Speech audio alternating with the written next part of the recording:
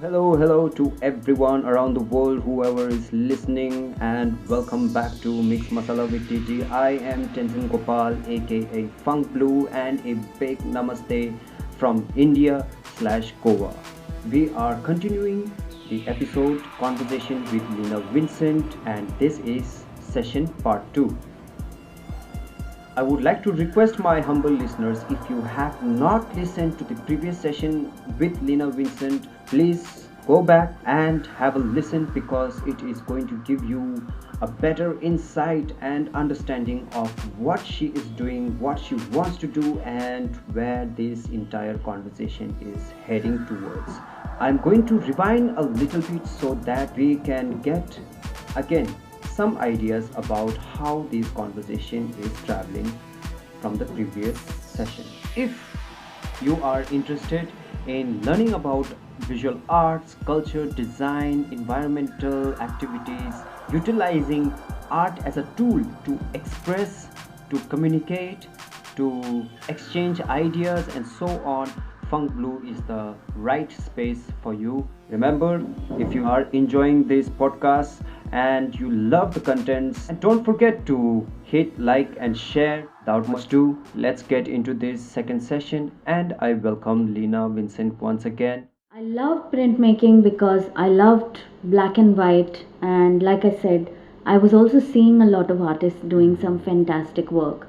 They wanted me to take up art history, even in my bachelor's, but I wanted to spend my time in a practical subject. So I continued with a great interest in reading. I had a very good art history teachers at that point of time, and I continued my interest. I knew I was very keen on the written word, in contextualizing of art, in writing about what art is doing, but at that point of time I wanted to practice. So I did my bachelor's in graphic printmaking under people like Ajit Dubey and Sridhar Murthy. I enjoyed etching and I learned viscosity. I did lithography. I did a little bit of screen printing, which I didn't like.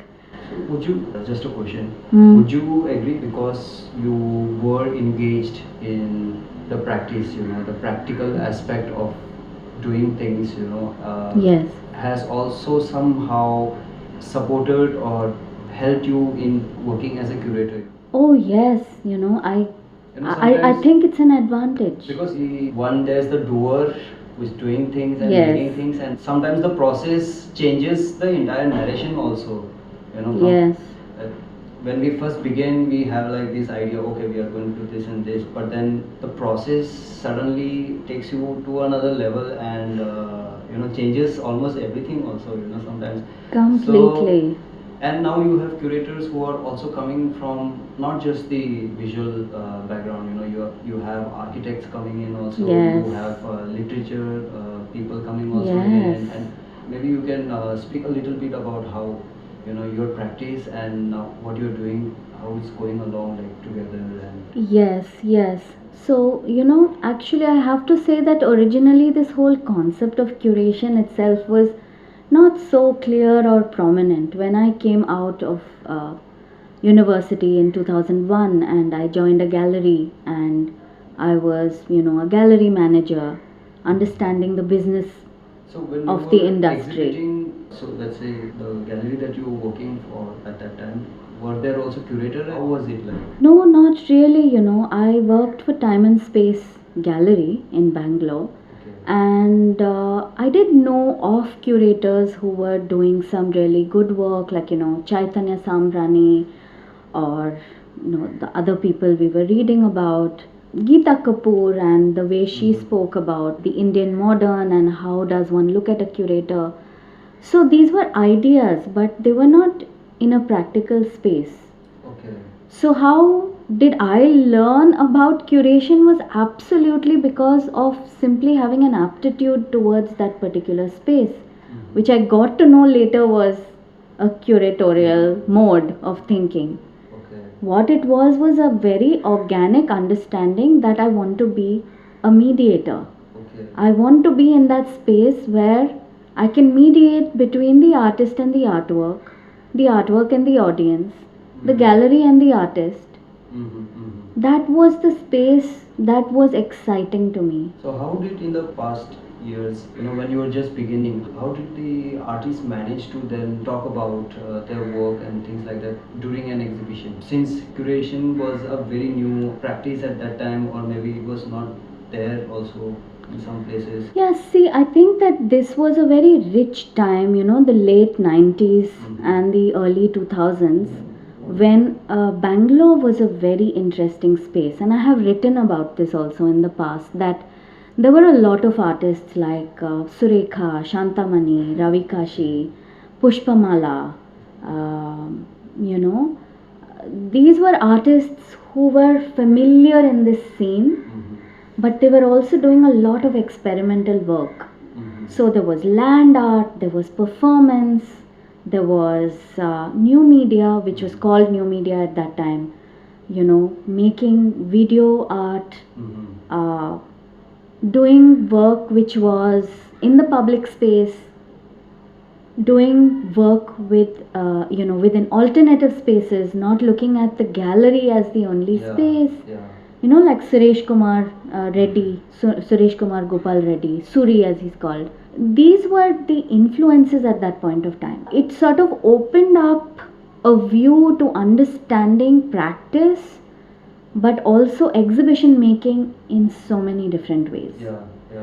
Now, when you speak about how the artists articulated, I think at that point of time, a lot of these artists were also being chosen for residencies abroad. These conversations were going on in these spaces, like Suresh Jaram started One Shanti Road, Jaga, which was a very important space for many of us, which is now in fact hosting Be Fantastic, I guess. Archana Prasad and Freeman. I mean, Jaga was a fantastic space. I did my first entirely video show in 2010 or 11, which was like quite early, I think. I did an exhibition of video self-portraits at that point of time, which for me I think was a path-breaking show. But unfortunately, we didn't at that point have the resources to travel the show or take it to so many places and things like that. But I showed artists like Tayeba Lippi and a couple of Italian artists, Sonia Khurana. Also young artists whom I was working with at that time, like Venu Viji, Abhishek Hazra. It was a very, very exciting learning period for me, because I was also understanding the language of curation and what I wanted to do with that place, that space. But my understanding right from then was that I did not want to be stuck to a certain medium or a certain kind of artist or a certain box. Yeah, because sometimes you do find curators who work with very particular very artists specific, or with like certain galleries, which also emphasize on certain subjects or practice. Yes. Okay, so you. I was very clear right from then that I wanted to go on exploring, because every individual artist has a different story to tell, and everyone deserves the space of curation, which is something I feel that there is a sort of hierarchy also in terms of, being biased about certain kinds of art in India, or choosing only particular kinds of expression or mediums, just as you were saying just now. So for me, right from then, I was working with folk artists because I was doing research in the folk art space. I was working with printmakers because I was a printmaker myself, and we had a collective in Bangalore that was a printmaking collective. Plus, I then, was introduced to Vasvo, ex-Vasvo, by Motushi, another friend of mine in Kolkata, and I began to work on his collection of printmaking. I was continuing with research on heritage, because I was, engaged with an educational project with the Institute of Ayurveda in Bangalore. Okay. So, I was working in these multiple spaces but without any conflict because I was learning from each space and sharing from each space. Mhm. Later on, I became a curator for, let's say, I began to work on a single project with Baptiste Coelho and the Art Port Making Waves, which is a large curatorial organization which was then based in France. But is an international organization using art for climate action. And subsequently, I became a curator with them. I curated an entire series of projects which was about food across different cities, including Bangalore and Hyderabad. So when you're going from places, one place to another, from one gallery to another gallery, when do you know, when do you decide, okay, now, I've had my fill. Now I want to go to some another place, try another flavor. What triggers you at that time? Is it just going with the flow sort of thing, or do you have, okay, this is interesting, I like this work that they're doing, and then you go approach? How does it? I think that it has been very organic. Very organic. Serendipity plays a huge part in my life, and I have been sometimes in the right place at the right time. I have had wonderful mentors, people who have not hesitated in recommending my name to another space or another gallery or for another project. So, in this way, I cannot even demarcate specific things that I have done for my own advancement. I have never, I have to say that I have never been a very pushy person in that I have never tried to climb any ladder or push myself into any specific Like place. sometimes because we are just beginners now, we just starting now in this art scene. Yeah, for us it's still very new, and there's so much we want to do or execute, but then again in terms of financial status or because of resources or Yes. like I'm in college, like I'm totally introvert. Like Okay. I've never like only with few people I talk. I'm comfortable talking with, but then like I've never like spoken to a lot of people. That's strange, and you're, Yeah, you're and running a then- podcast. And the only reason I do podcasts is because when I was young, my mom used to read books for us for bedtime. I'm not a reader. I read comic books, but not Okay. intense literature or novel sort of books. I was never into that when I was a kid. Although my brothers and sisters, all my siblings are readers, so I was the only one like who's not reading. So my mom Okay. would always give me like Jataka tales or Tinkle comics and all these things because there's a lot of visuals. Right. But then she would do a lot of recordings. At that time we had cassette, no? Yes. So she would do a lot of recordings of like really good storybooks, literatures, and then I'll just sit and listen. And Where did you grow up? I'm from Himachal. Okay. I'm from Himachal. Yeah, from McLeodganj. Nice. It was during the pandemic time because of all this separation and everything, and isolated, just surrounded by concrete walls, and Right. you start, maybe because you have a lot of time now, you cannot Yes. go out. What to do? So I started doing a lot of writing. I do songwriting and poem writing, but Okay. I don't share. That's just for myself. I do, Alright. and I started reading. I do loud reading because for me that's one way of getting engaged with the content. Otherwise it's like silent reading is after 5 minutes you are asleep. Okay. So I do a lot Alright. of loud reading. That's when I got the idea, okay, I'm not good with crowd and Yeah. talking to strangers like directly. नहीं होता है ऐसे, like voice doesn't come out. But then yeah, maybe I can start with the people I know. Yes, yes. And that's why in the start, if you listen to my podcast, it was covering subjects that I am into, like the Familiar environment. with. Yeah, so environment, designs, art, fashion, anything, like all the things that I've always been loving. I thought, I can maybe channel it to, Explore them yeah. a little more. And then because once I started doing this podcast, I Yeah. also realized that I'm actually not so bad with it. Like I can make it interesting if I want. One-to-one communication, I'm very comfortable with that. If there's 5-6 people in the room, then I'm like I'm silent, I'm not there. Podcast came that way, and then I interviewed few of my batchmates, some Right. junior students also, because I wanted to also see how we are doing. No script, nothing. We are just talking, like Yes, yes. चाय सुटा P के ऐसे बात कर रहे हैं. ऐसे ही and बात then- कर रहे हैं. And so धीरे धीरे gradually now have people like interested. Now when I ask them in the beginning, I was very scared like to ask anyone like, would you want to like sit and talk? Yes. And so the response was not so much, but now I feel like it's little bit like people are starting to notice like what I'm doing. Yes. And I'm just trying to call in people who are doing different things, and they have a different way of looking at the world also.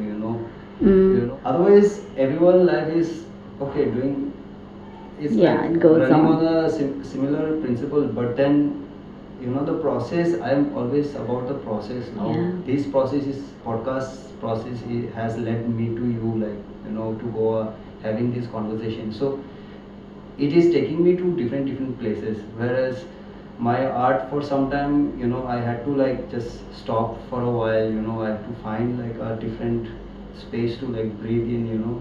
ऐसा हो जाता ना Yes. कभी कभी. Now with that, I have to butt in over here because this is the space that really interests me. जब ये problem हो जाता है ना, तो I have been very very very fond of working with young artists because I find that progress, that point of development, those years of development and building a language and learning something very very interesting to me. That is my medium. If I am an artist, that is my medium, that space. So even though I have been advised by different people who are my well wishers that Lina itna sara kaam kar liya abhi, work only with senior artists.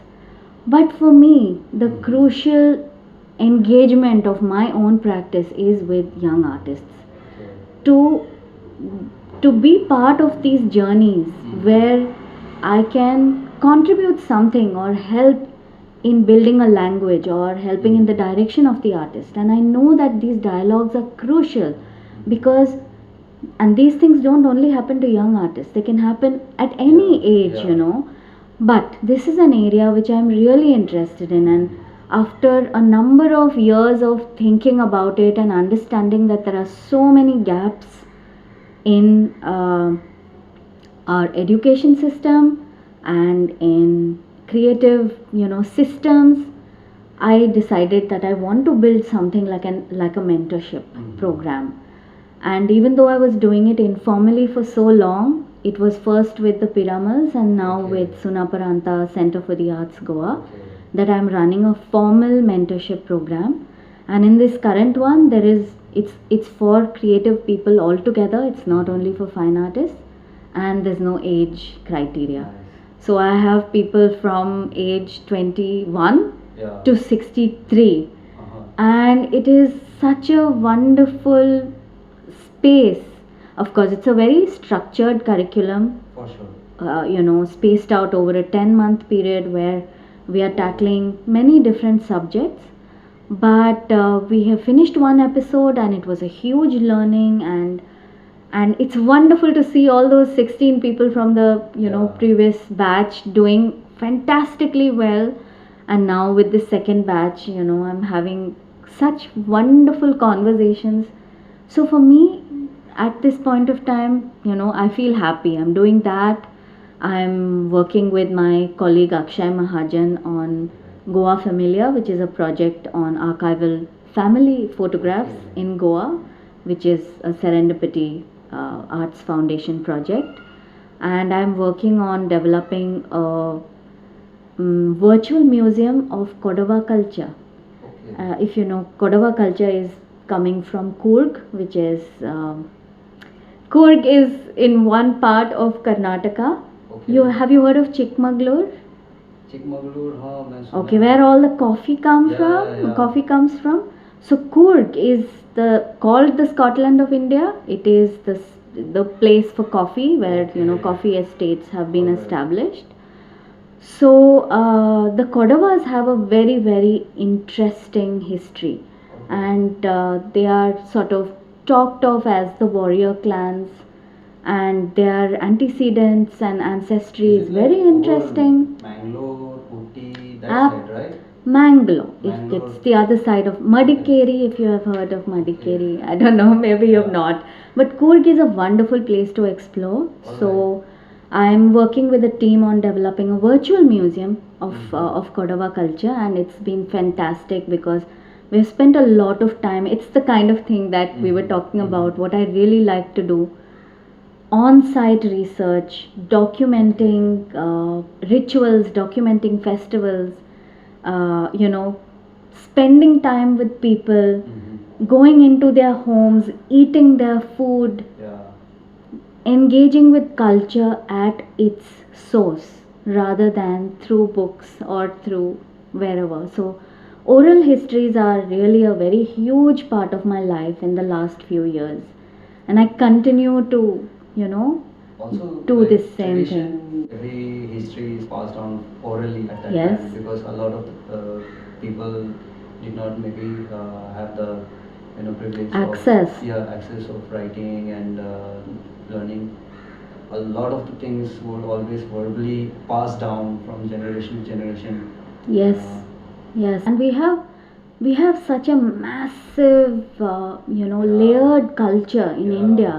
If you go from corner to corner, of course, urbanization and what you find in the in urban centers is rather homogenized to a certain extent, like the McDonald's and like the these Starbucks stores. A lot of it is ironed out, but when you go back into the landscape, when you go back into rural India, or even semi-rural India, you will see these layers of. Few days back, I was having just a casual conversation with an artist. I just told him I think I have to go back to Himachal because after coming to Baroda, I was not visiting Himachal. I was going everywhere else, like Pondicherry, Kerala, going into the rural spaces for documentation. Right. I do a lot of photography and sound recordings and things like that. Okay. Just for fun only. At that time, I was not this part of my work or something. It's just something I enjoy doing. Meeting up with the local, learning how they make their spices, textiles, and things like that. I just go randomly and whatever it is, I'll like, okay. And so he was, for your work, it's not necessary that you have to travel to Himachal. But then I was trying to tell him that it's maybe important because now the kind of sound works that I'm trying to do has a lot of influence coming from that space. McLeodganj is again a very spiritual place. I mean, it's an international hotspot also for people to come and visit and chill. Similar to Goa, you have a lot of Himachalis from Goa. And I think an Anglo-Indian community. Yeah, so I was always surrounded with a lot of Westerners, but then settled in India, and they talk in Hindi, we have English and all this. And I never like properly interacted with Indian communities. Right. And for me and my siblings, we always faced an issue of identity because if we were in the Tibetan community, we were always labeled as, tu Angrez hai, yeah, you are a Nepali Indian. Right. If we are in the Indian, then it's like you are Tibetan or you are Nepali. So we were always having this identity crisis, which for me it was never an issue because I did not talk to people. Yeah. But for my sisters and my brothers, it was very, what do you say, it affected them a lot. Right. Especially to my sister, like because she is the eldest and she knows where we were, the stories of our original biological family. But then, I was too young to understand all this, so I did not pay any attention. Even now, also, I don't talk about it. But then, My sister, because she was the eldest and she had seen what was happening and how we, came to this new family, so for her it was always very sensitive, like these subjects were very sensitive to her. Finally, now at this age, I'm wondering, I question myself, where do I come from? Is it Okay. important for me to go back and try and connect with my biological parents in order to understand, or Right. will it change the way I Yeah. see, or no? These are some questions regarding who I am. Then there's the other side. Do I really want to go and meet my biological parents? Maybe not, because she is my mother. For me, she is both my Yes. father and mother, and Yes. it's a very personal thing to talk about. But then now when I want to work, let's say, uh, I do like sculptures and paintings and things like that, but more than focusing on the socio-political external factors that are affecting me, I took more about the inward journey, about my what's happening mentally or psychologically. And so there sometimes, I get a lot of help through paintings, because the colors can do a lot of translation, good translations, Yes. and sound and music has always been part of me since I was a young kid. I started doing DJing when I was in 10th standard. Like, I ran away from home. Okay. So I started doing my DJing and things like that, electronic music at that time. It was good money, working in a bar and you get free Yeah. beers and things like that. In 10th standard. I was Oh. very like I after a certain point, like I did not wanted to stay home, because people that were always around us, all my mom's friends, they were all creative people, all doing a lot of traveling here and there, and Yeah, when you yeah. hear their stories, it's like I need to get out, Yeah, yeah. So Completely. now I'm like, okay, now how can I move forward? How can I take these narrations or stories or experiences and now translate them into maybe a work of art or series of artwork? Pandemic was a very good time for me to get refreshed, because everything slowed down, and suddenly now there's sound coming in, not just working with traditional form of music, but also like in terms of, sorry, I'm just babbling about my work. No, it's interesting. And also connecting to the tribal form of art. So in Udaipur, my friend and I, we had gone. When I reached there, it was like the last day of Garbi. There's a practice that takes place during the Navratri period, and it's apparently like entire festival is run by the males, like from different villages. Yes. And every year there are different groups of males. They fast for like almost 2 months, and then they have a very pop culture-ish Yeah, get up. but they also dress as female. Yeah, and then they do the entire narration. I've started going and documenting all these practices, opening up things for myself along the way, in terms of how I want to maybe use certain things or utilize my ideas or.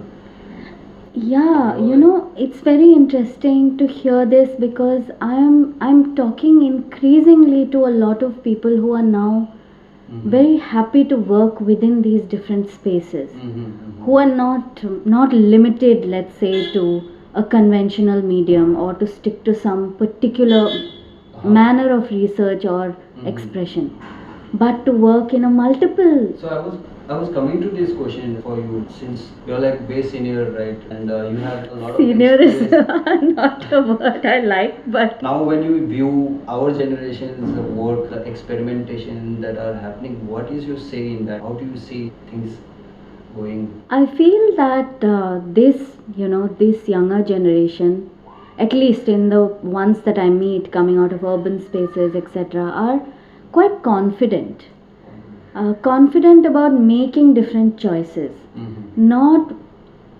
terribly worried about the notion of economic success, because how you can't do performances and sound and a sort of really interdisciplinary work which is in the public space and earn money from it. It becomes a complex question.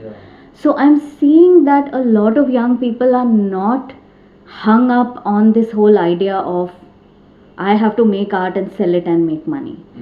They are finding different ways in which to work on things professionally and also create art which is something which is connected deep within them, you know. So there is a sort of fearlessness, I'm observing, a kind of confidence. On the other hand, there is also a lot of confusion.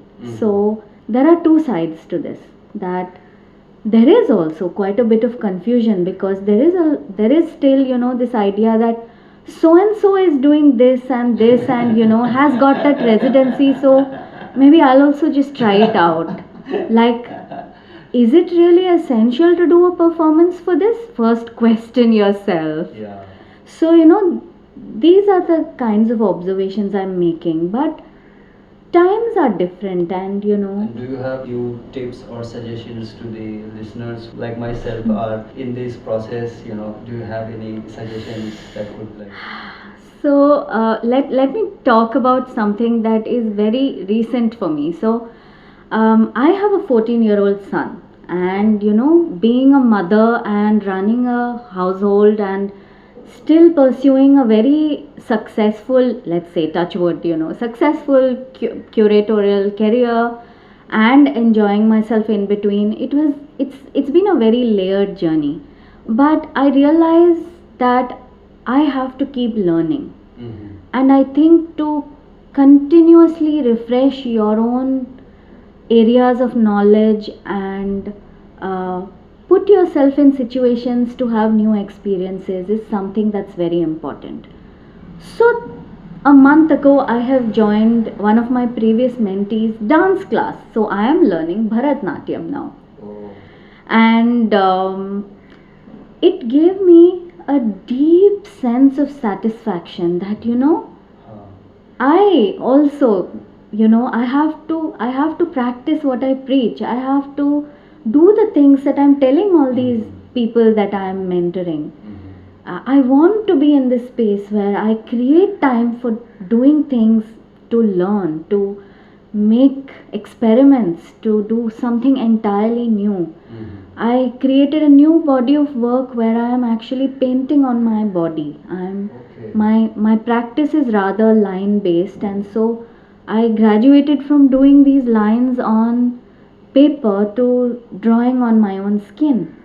And though it's a very intuitive and personal work as of now, I'm planning to collaborate with, you know, this same dancer whom I'm learning from, in terms of maybe creating a collaborative project.